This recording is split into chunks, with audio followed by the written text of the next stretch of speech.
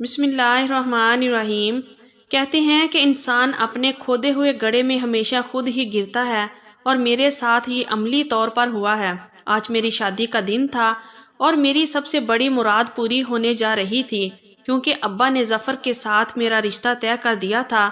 میں دلہن بنی اپنے خوابوں میں ظفر کے ساتھ زندگی کے خواب دیکھ رہی تھی کہ تبھی ہمارے پورے گھر میں ایک ہلچل سی پیدا ہو گئی۔ میرے پاس جو لڑکیاں بیٹھی ہوئی تھی وہ اٹھ کر باہر بھاگی، کچھ کہہ رہی تھی کہ بارات آ گئی، جبکہ میری اماں کو جب میں نے دیکھا ان کے چہرے سے ہوائیاں اڑی ہوئی تھی۔ یہ دیکھ کر مجھے سمجھ نہیں آیا کہ امی اتنی پریشان کیوں ہیں۔ تبھی میرا کمرہ دیکھتے ہی دیکھتے خالی ہو گیا۔ سب لوگ باہر کھڑے تھے۔ میں کسی سے کچھ کہہ بھی نہیں سکتی تھی کہ میں گھونگھٹ کیے بیٹھی تھی۔ ظفر سے 3 مہینے پہلے ہی ملاقات ہوئی تھی۔ پھر ظفر کی ماں ہمارے گھر آئی، رشتہ ہوا اور آج ہماری شادی تھی۔ آج تک ہمارے خاندان میں کسی نے بھی یہ جرأت نہیں کی تھی کہ اپنی پسند کی شادی کرتا۔ مجھ سے تو اب خاندان کے سبھی لڑکے نفرت بھی کرنے لگے تھے۔ لڑکے ہی نہیں، ان کی مائیں بھی، کیونکہ میں نے یہ انتہائی قدم عشق کی انتہا پر جا کر اٹھایا تھا، اور ایسے وہی لوگ کرتے ہیں جنہیں آگے کے بارے میں یقین ہوتا ہے۔ پر میرے ساتھ وہ ہوا جو میں نے نہ سوچا تھا، نہ میں نے خواب میں گمان کیا تھا۔ میری اماں بھاگتی ہوئی اندر آئی، کہنے لگی کہ بیٹی دوسرے کمرے میں چلی جاؤ۔ میں حیران تھی کہ اماں ایسا کیوں کہہ رہی ہیں۔ پھر اس کمرے میں مرد آ گئے۔ ایک عجیب بحث مباحثہ چڑھ گیا تھا۔ اماں نے مجھے دوسرے کمرے میں بٹھا دیا تھا۔ یہاں پر کانوں میں آوازیں صاف پڑ رہی تھی۔ وہ آدمی میرے ابا سے لڑ رہے تھے، اور لڑ بھی کس بات پر رہے تھے کہ تم نے وعدہ خلافی کی ہے۔ تم تو کہہ رہے تھے کہ شادی کے دن جہیز کی ساری ضروریات پوری کر دوں گا، پر آج جہیز آدھا ہے، ہم پورا جہیز ہی لے کر جائیں گے۔ ابا بولے، بھائی صاحب میں نے پوری کوشش کی تھی پر ایسا ہو نہیں سکا۔ اب تو میں اپنی بیٹی کو دلہن بنا چکا ہوں، اب خدارا ایسا مت کیجیے۔ ابا کی باتیں سن کر وہ آدمی اکھڑ گئے، بولے کہ تم تو بڑے ہی نوسر باز انسان ہو۔ تم نے جتنا جہیز دینے کا وعدہ کیا تھا تم اتنا نہیں دے رہے۔ اب ہم اس طرح نہیں کریں گے کہ ایک جھوٹے اور فراڈی کے ساتھ اپنا رشتہ جوڑ لیں، اس لیے ہم یہ رشتہ توڑتے ہیں۔ مجھے اس وقت اپنے باپ پر غصہ آنے لگا کہ انہوں نے جہیز کی رقم پہلے پوری کیوں نہیں کی۔ آخر یہ دھوکہ دینے کا کون سا طریقہ تھا کہ شادی کے دن اگر ابا نے جہیز سے انکار کر دیا، گرچہ جہیز ایک غلط رسم ہی صحیح، پر شادی والے دن تک جھوٹ بولا بھی سمجھ نہیں آتا۔ مجھے امید تھی کہ ظفر مجھے آ کر لے جائے گا، وہ بھی تو مجھ سے محبت کرتا تھا، پر بڑا بے وفا نکلا۔ شادی ہال سے وہ بھی اپنا چہرہ سجائے واپس چلا گیا، جیسے میں کوئی انسان نہیں بلکہ ایک چیز ہوں جس کا سودا کیا جا رہا ہے۔ میں اس رات بہت روئی تھی، میرا دل تھا کہ پھٹ رہا تھا۔ میں نے سوچا نہیں تھا کہ زندگی میں ایسا بھی ہوگا۔ اس رات کی امید لے کر سوئی تھی کہ شاید ابا جہیز اکٹھا کر لیں اور مجھے دوبارہ سے اپنے گھر جانے کا موقع مل جائے، میں رخصت ہو جاؤں، پر ایسا نہیں ہوا۔ صبح ہوئی تو اماں نے لال دوپٹہ میرے اوپر پھینکا اور بولی، جلدی سے اسے پہن کر تیار ہو جا۔ میں دل میں خوش ہوئی کہ شاید ظفر کی ماں مجھے لینے آ گئی ہے۔ ظفر کو بھی احساس ہو گیا ہے۔ میں کمرے میں گئی۔ میں اچھی خاصی تیار تو پہلے ہی تھی، رات کو میک اپ کے ساتھ سو گئی تھی۔ میں نے وہ میک اپ اتارا، نئے سرے سے دوبارہ سے میک اپ کیا، اور صرف لال دوپٹہ ہی نہیں اوڑھا بلکہ اپنا عروسی جوڑا پہن کر باہر آئی۔ میں سوچ رہی تھی کہ صحن میں ظفر کی ماں اور ظفر بیٹھے ہوں گے، پر ایسا کچھ نہیں تھا۔ وہاں صرف مولوی صاحب ابا جان کے ساتھ بیٹھے تھے۔ ابا جان نے میرا نکاح کسی اور شخص کے ساتھ پڑھانا شروع کر دیا۔ میں نے تو سوچا نہیں تھا کہ ایسا ہوگا، تو ابا کی طرف دیکھنے لگی۔ ابا نے مجھے سخت ڈراتے ہوئے کہا، خبردار، جو تم نے اب چوں بھی کی، جسے تم اپنا عاشق کہتی تھی، تمہارے منہ پر کالک مل کر چلا گیا۔ اب تم سے کوئی شادی نہیں کرے گا سوائے میرے دوست کے۔ ابا کے منہ سے یہ باتیں مجھے بہت انوکھی لگ رہی تھی۔ آج سے پہلے ان کا رویہ اتنا سخت کبھی بھی نہیں ہوا تھا۔ میں نے سوچا کہ اب اس نے دھوکہ تو دے ہی دیا ہے، شادی کرنا پڑے گی۔ خاندان کا کوئی اور لڑکا بھی مجھے اپنانے کو تیار نہیں تھا۔ کس پتھر دل سے میں نے نکاح نامے پر دستخط کیے یہ میں ہی جانتی ہوں، پر دل میں خیال ضرور تھا کہ میں اس شوہر کو ضرور دھوکہ دے کر رہوں گی۔ مجھے کسی بے جان لاش کی مانند گاڑی میں بٹھا دیا گیا۔ میں گاڑی میں بیٹھی رو رہی تھی۔ میں تو ظفر کا سوچ کر اتنا تیار ہوئی تھی، مگر اب میرا نصیب اس بڈھے کے ساتھ لکھ دیا گیا۔ میں نے تو اسے ٹھیک سے دیکھا بھی نہیں تھا۔ خدا جانے ابا اس نمونے کو کہاں سے ڈھونڈ کر لائے تھے۔ کہہ تو رہے تھے کہ یہ ان کا دوست ہے، پر وہ ان کا دوست نہیں، ان کا بھی باپ لگ رہا تھا۔ میری نظر ہلکی سی اس شخص پر پڑی تو وہ گاڑی میں مجھ سے اگلی سیٹ پر بیٹھا ہوا تھا اور مسلسل شاید مجھے ہی دیکھ رہا تھا، پر میری ہمت نہیں ہوئی کہ میں آگے نظر اٹھا کر اسے دیکھ بھی سکوں۔ میرا دل سا گھبرا رہا تھا کہ خدا جانے یہ بڈھا میرے ساتھ کیا سلوک کرے گا۔ رہ رہ کر ظفر پر بھی غصہ آ رہا تھا، یہاں تک کہ گاڑی چلتی ہوئی ایک پرانے سے گھر کے سامنے جا رکی۔ بوڑھے کی طرح اس کا گھر بھی خستہ حال تھا، جسے دیکھ کر میری آرزوئیں منگے دم توڑ گئی تھی۔ اس نے گاڑی کا دروازہ کھول کر مجھے باہر آنے کو کہا۔ میں انتہائی غصے سے گاڑی سے باہر نکلی اور دروازے کو کھٹکھٹا بند کیا۔ اس نے مجھے یہ دیکھ کر کچھ بھی نہیں کہا، میرے پیچھے پیچھے ایک کمرے میں اندر آ گیا۔ میں نے اس کی طرف مڑ کر نہیں دیکھا۔ مجھے کمرہ دکھایا گیا جس میں جا کر میں بیڈ پر غصے سے بیٹھ گئی تھی اور اپنا زیور اتارنے لگی۔ میرا دل بہت خفا تھا۔ سوچا تھا کہ جیسے ہی یہ بڈھا کمرے میں آئے گا اس کی خوب بے عزتی کروں گی اور اسے یاد دلاؤں گی کہ اس کی اوقات کیا ہے۔ میں نے سوچا بھی نہیں تھا کہ ابا میری شادی اتنے گھٹیا اور اتنے بوڑھے شخص کے ساتھ طے کر دیں گے۔ گھٹیا اس لیے کہا کہ پورا راستہ اس نے ایک آدمی کو گالی بھی دی۔ جہاں جہاں گاڑی رکی یہ گاڑی روک کر ایسی بے حیا باتیں کرتا کہ میرا سر شرم سے جھک گیا تھا۔ انتہائی بدتمیز طبیعت کا مالک آدمی تھا یا پھر میرے سامنے ہیرو بننے کی کوشش کر رہا تھا۔ میں اس کا انتظار کر رہی تھی۔ زیور اتارنے کے بعد میں نے ایک جگہ پھینک دیا تھا اور خود میں بستر پر بیٹھی اس بڈھے کا انتظار کر رہی تھی، مگر کافی دیر گزر گئی، وہ نہیں آیا۔ اب تو مجھے اس گھر میں ڈر لگنے لگا تھا۔ میرے ذہن میں کئی واقعات چلنے لگے جہاں ایسے ہی محبت کی شادی کرنے والی لڑکیاں آگے کوٹھوں پر بیچی جاتی ہیں کیونکہ ان کے شوہر کبھی بھی ان پر یقین نہیں کرتے، پر ایسا کچھ نہیں ہونے والا تھا۔ میں اس بوڑھے کا انتظار کر کر کے تھک گئی تھی، یہاں تک کہ مجھے نیند آ گئی۔ میں نے عروسی جوڑے کو بدلنے کی بھی زحمت نہیں کی اور ٹیک لگا کر ابھی آنکھیں بند ہی کی تھی کہ خدا جانے کب میری آنکھ لگ گئی۔ میں نہیں جانتی کہ اس کے بعد کیا ہوا۔ صبح جب میری آنکھ کھلی میں نے دیکھا کہ روشنی پھیل چکی تھی۔ مجھے حیرت ہوئی، کمرے کی روشنی بند تھی جبکہ قدرتی روشنی ہلکی ہلکی کمرے کے اندر آ رہی تھی۔ مجھے خوف سا محسوس ہوا کیونکہ اس کا پہلا دن تھا۔ میں نے آنکھیں کھول کر اپنے پہلو میں دیکھا تو وہ بڈھا ادھر ہی سویا ہوا تھا۔ مجھے اس پر سخت غصہ آنے لگا۔ میں اٹھ کر بیٹھ گئی۔ میں نے زور سے دروازہ کھولا تاکہ وہ بھی گہری نیند سے جاگ جائے، پر ایسا نہیں ہوا۔ وہ گہری نیند سویا ہی رہا۔ میں باہر گھوم پھر کر دیکھنا چاہتی تھی کہ اس گھر میں اور کون رہتا ہے، پر عجیب بات تو یہ تھی کہ سارا گھر گھومنے کے بعد بھی مجھے کہیں کوئی انسان نظر نہیں آیا۔ ایسا لگتا تھا کہ بوڑھا مجھے کسی کھنڈر میں لے آیا ہے جہاں انسانوں کا نام و نشان نہیں تھا۔ میں سوچنے لگی کہ اس گھر سے بھاگنا تو بہت ہی آسان ہے، اس سے پہلے کہ یہ بوڑھا جاگ جائے اور مجھے ذلیل رسوا کرے میں اس گھر سے بھاگ جاتی ہوں۔ اب تو میں ابا کی ذمہ داری بھی نہیں، ابا نے مجھے اس بوڑھے کے حوالے کر دیا، تو پھر گھر سے بھاگنے میں کیا ہی حرج ہے۔ میں منصوبہ بندی کرنے لگی مگر اس گھر کا دروازہ مجھے کہیں نظر نہیں آ رہا تھا۔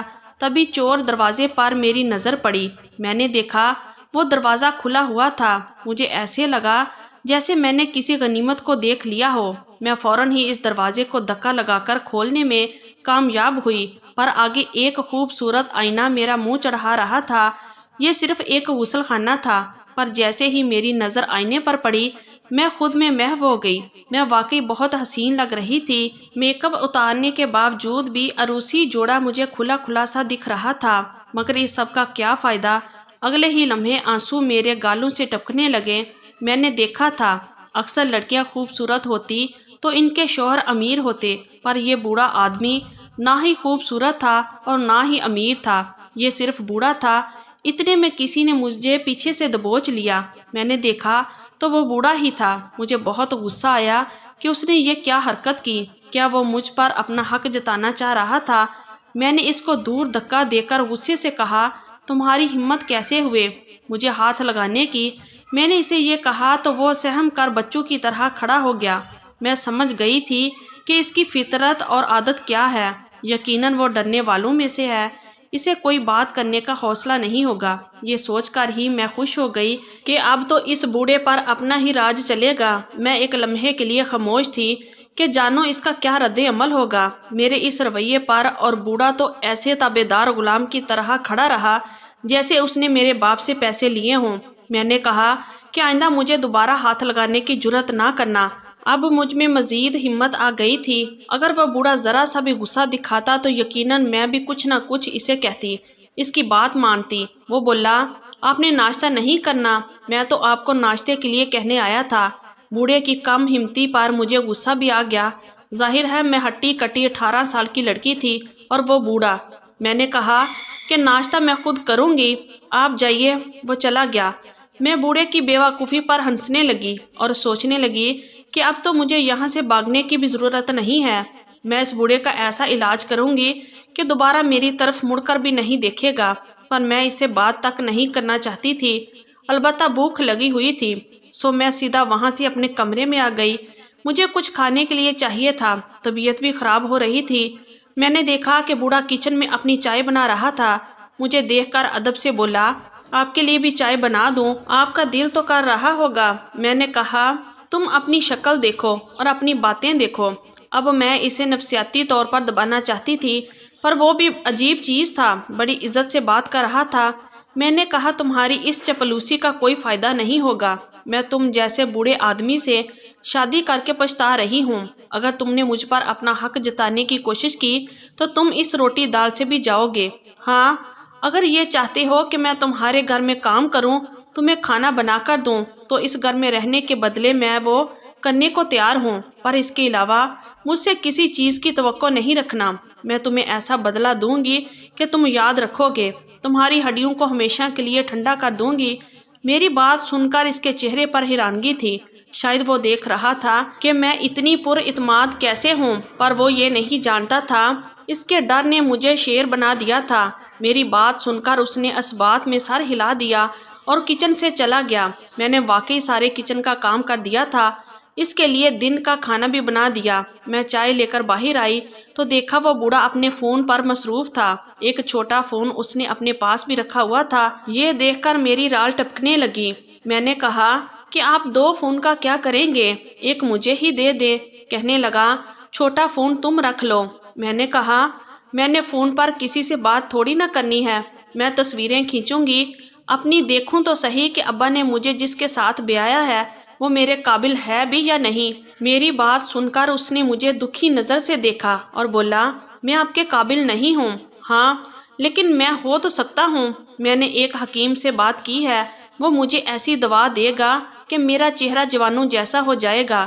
چہرے سے کیا ہوتا ہے؟ میں طنزیہ ہنس کر بولی، تمہاری ہڈیاں بوڑھی ہیں، اب تم میں کبھی جوان خون نہیں بھر سکتا، سو ایسی فضول باتیں اپنے ذہن سے نکال دو اور میرے خواب دیکھنا بھی چھوڑ دو۔ میں نے اسے ایک بار پھر حقارت بری نظر سے دیکھ کر کہا، میں آپ کے خواب دیکھنا تو تبھی چھوڑ سکتا ہوں جب میں اس دنیا سے چلا جاؤں گا۔ اس کی جذباتی باتیں سن کر وہ مجھے اور برا لگنے لگا۔ میں نے اسے کہا کہ میں اس گھر سے جلد ہی چلی جاؤں گی۔ وہ کہنے لگا کہ تم ایسا نہیں کرنا، مجھے 2-3 دن کا موقع دو تو میں خود کو ٹھیک کر لوں گا۔ میں نے حیرت سے پوچھا، وہ کیسے؟ کہنے لگا، بس میں 18 سال کے جوان کی طرح خوبصورت اور تر و تازہ ہو جاؤں گا، تو مجھے موقع تو دے کر دیکھو۔ بوڑھے کی بات پر مجھے لگا کہ وہ سکتے میں آ گیا ہے۔ میں نے کہا، ٹھیک ہے، اگر 3 دن میں تم جوان ہو گئے تو میں تمہاری ہر بات مانوں گی۔ میری بات سن کر وہ جوش سے اٹھ کھڑا ہوا اور بولا، جریوں والے چہرے کو تم دیکھنا، میں اسے کیسے تبدیل کرتا ہوں۔ میری بات سن کر وہ بہت زیادہ خوش ہو گیا اور فوراً گھر سے نکل کر اپنے کسی دوست کے پاس چلا گیا۔ مجھے دروازہ بند کرنے کا نہیں کہا، اس نے دروازے کو باہر سے تالا لگایا تھا۔ شاید بوڑھا اپنا 1 لاکھ خرچ کرنے کے بعد بہت محتاط ہو گیا تھا۔ وہ نہیں چاہتا تھا کہ میں اس کے گھر سے بھاگ جاؤں، پر میں تو اسے بھی زبردست منصوبہ بنا چکی تھی۔ میں نے بوڑھے کی کسی بات کا کوئی رد عمل نہیں دیا تھا۔ تقریباً 3-4 گھنٹے بعد وہ واپس آیا۔ اس کے ساتھ ایک اور بوڑھا تھا، لیکن اس کی عمر تقریباً 40 سال ہوگی۔ میرے شوہر نے دروازہ بجایا۔ میں نے جب دروازہ کھولا تو سامنے ایک ہٹا کٹا جوان یعنی 40 سالہ مرد بھی کھڑا تھا۔ وہ اسے لے کر اندر آ گیا، مجھ سے کہنے لگا، حکیم صاحب نے کہا تھا کہ میں تمہارے گھر چلوں گا، تمہاری بیوی کو بھی دوا دوں گا تاکہ وہ بھی تم سے محبت کرنے لگے، تو یہ دوا جو بھی تمہیں دے پلیز مجھے مایوس مت کرنا، کھا لینا۔ میں نے کہا کہ ٹھیک ہے۔ میں نے کون سا دوا کھا لینی تھی، اس حکیم سے دوا لی، مگر وہ مجھے سر سے پاؤں تک گھورے جا رہا تھا۔ کہنے لگا کہ تمہارے شوہر کو ایک ایسی دوا دی ہے کہ یہ واقعی جوان ہو جائے گا۔ وہ عجیب سی نظر سے مجھے دیکھتا اس گھر سے چلا گیا۔ میرے دل میں بہت سے سوالات گردش کر رہے تھے، جاننا چاہتی تھی کہ آخر اس نے ایسا کیوں کیا۔ میں نے بہرحال کوئی سوال جواب نہیں کیا۔ وہ حکیم مجھے سر سے پاؤں تک دیکھتا میرے شوہر سے بات چیت کر کے واپس اپنے گھر چلا گیا۔ میرا شوہر بہت خوش تھا، کہنے لگا کل وہ ایک اور ٹیکہ بھی دیں گے جو اس میں ملانا ہے۔ میں نے کہا ایسا کیا دیا ہے تمہارے حکیم نے؟ تو کہنے لگا کہ وہ ایک خاص پھل دے کر گیا ہے، اور ہاں یہ تو میں بھول ہی گیا، اس نے مجھے مختلف جانوروں کا دودھ دیا ہے جس میں گھوڑی، اونٹنی اور پتہ نہیں کس کس کا دودھ شامل ہے۔ یہ پینے سے میں تندرست اور تر و تازہ ہو جاؤں گا۔ میں یہ بات سن کر حیران رہ گئی، آخر بوڑھے کو کیا پڑی تھی کہ میرے شوہر کو وہ پھر سے جوان کرنا چاہتا تھا، پر یہ بات تو میں بعد میں سمجھی تھی۔ اس کے بعد ہی مجھے اپنے بوڑھے شوہر کی اتنی قدر آئی کہ آج تک میں نے اس پر کوئی بات نہیں کی، اور کروں بھی کیسے۔ پھر اس رات میرے شوہر نے حکیم کی دی ہوئی ساری دوائیاں پی لی تھی، وہ مطمئن ہو کر سو گیا۔ میں نے وہ دوا نہیں کھائی تھی، میں جانتی تھی مجھے اس کی ضرورت نہیں ہے۔ تقریباً 2-3 دن اسی طرح ہوتا رہا، پر اب میرا شوہر بہت تھکا تھکا رہنے لگا تھا۔ اسے دیکھ کر لگتا جیسے وہ پریشان ہو، ہر وقت اسے نیند آئی رہتی۔ میں نے کہا تم یہ کیسی دوا کھا رہے ہو جس کے بعد سے تمہاری نیند ہی نہیں جاتی؟ کہنے لگا کیا کروں، حکیم کی دوا سے ایسا ہی ہوتا ہے، ورنہ میرا دل تو بالکل نہیں چاہتا کہ میں یہ دوا کھاؤں۔ پھر مجھے دیکھ کر حسرت بری نظر سے بولا اگر میں ٹھیک ہو جاؤں گا تو تم مجھے قبول کر لو گی نا؟ میں نے بے یقینی سے ہاں میں سر ہلایا۔ بوڑھا کہاں ٹھیک ہوگا، لیکن پھر وہ ہوا جو میں نے سوچا بھی نہیں تھا۔ تقریباً 2-3 دن گزر گئے تھے، میرے شوہر کی طبیعت دن بہ دن بگڑتی جا رہی تھی۔ اب اسے گردے میں بھی درد رہنے لگا تھا، یہاں تک کہ میرے شوہر کو خون کی الٹیاں آنے لگی۔ اب میں بہت زیادہ پریشان ہو گئی تھی، اور پھر دیکھتے ہی دیکھتے چند گھنٹوں میں اس کی روح قبض عنصری سے پرواز کر گئی۔ مجھے اپنے شوہر کے مرنے کے بعد بہت دکھ ہوا۔ اب مجھے یقیناً اپنا بے سہارا محسوس ہو رہا تھا، لیکن اس گھر میں کوئی نہیں آیا تھا۔ کچھ دیر بعد دروازے پر دستک ہوئی، دروازہ کھلا تو سامنے میرے شوہر کا وہی حکیم دوست کھڑا تھا، جسے دیکھ کر مجھے بہت برا لگا، کیونکہ یہی میرے شوہر کا قاتل تھا۔ گرچہ میں اپنے شوہر سے محبت نہیں کرتی تھی، پر پھر بھی اس قدر نفرت نہیں کی تھی کہ اسے جان سے مار دوں۔ کہنے لگا کہ بس تم تیار ہو جاؤ، اب تم میری دلہن بنو گی۔ یہ دیکھ کر مجھے سخت غصہ آیا۔ میں نے کہا تم ہوش میں تو ہو؟ کہنے لگا مجھے زیادہ چلاکی دکھانے کی کوشش مت کرنا، تم نے جو اس پر کیا ہے وہ سب تم پر آ جائے گا۔ ایسا الزام لگاؤں گا کہ تم ساری زندگی جیل سے باہر نہیں آ سکو گی۔ میں تمہیں اچھی طرح پہچانتا ہوں، تم کس قسم کی عورت ہو۔ تم نے اس معصوم بوڑھے کو مارا ہے، تم ہی نے دودھ میں زہر ملایا ہے۔ اس نے ایسی بازی پھیری کہ میں دیکھتی ہی رہ گئی۔ میں جانتی تھی کہ میں پہلے ہی اپنے ابا اماں کا نام خراب کر چکی تھی، اب میرے شوہر کی وفات کے بعد جب انہیں یہ الزام دیکھنے کو ملے گا، وہ بیچارے تو اس دنیا سے ہی رخصت ہو جائیں گے۔ اب مجھ میں مزید ہمت نہیں تھی کہ میں انہیں مزید تکلیف دیتی، سو میں ہیرا موتی کہلائے جانے والی لڑکی کوڑوں کے عوض بک کر بے مول ہو گئی۔ تو یہ تھی ہماری آج کی سٹوری۔ اگر آپ لوگوں کو اچھی لگی ہے تو پلیز ویڈیو کو لائک کیجئے اور ہمارے چینل کو بھی سبسکرائب کیجئے، اور کمنٹ باکس میں اپنی رائے کا اظہار ضرور کیجئے۔ شکریہ، اللہ حافظ۔